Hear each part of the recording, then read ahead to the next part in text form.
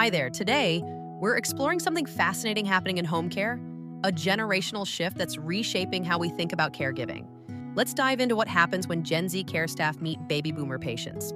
Here's what's happening right now. Generation Z caregivers, born between 1997 and 2012, are entering the home care workforce in growing numbers.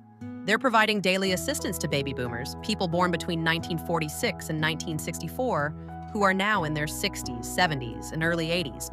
This creates a unique dynamic. We have the most tech-native generation caring for a generation that witnessed the birth of personal computing, but didn't grow up with smartphones in their pockets. Why should we care about this generational mix? First, there's the technology divide. Gen Z naturally integrates health monitoring apps, telehealth platforms, and digital scheduling. But many boomers prefer phone calls over texts and face-to-face conversation over video chats. This isn't just preference, it affects care coordination and communication. Second, work-life expectations differ dramatically. Gen Z values flexibility, mental health days, and clear boundaries.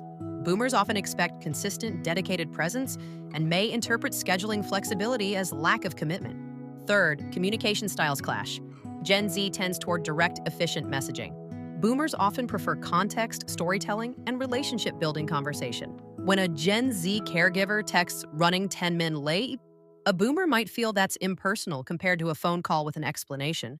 But here's the upside, and it's significant. Gen Z brings fresh perspectives on mental health and reduces stigma around seeking help.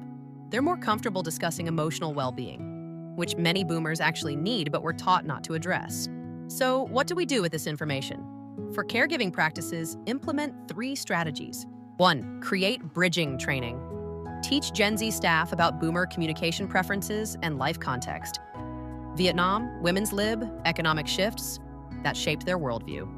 Help boomers understand Gen Z's digital fluency isn't distraction, but a tool for better care. 2. Establish hybrid communication protocols. Use technology for efficiency, but maintain personal touchpoints that build trust. A quick text confirming arrival time, followed by meaningful in-person conversation, bridges both preferences. 3. Leverage complementary strengths. Let Gen Z introduce user-friendly tech solutions while learning patience and relationship building from boomer clients. When a Gen Z caregiver helps a boomer learn their medication reminder app, both generations win. The bottom line? This generational mix in caregiving isn't a problem to solve. It's an opportunity to leverage.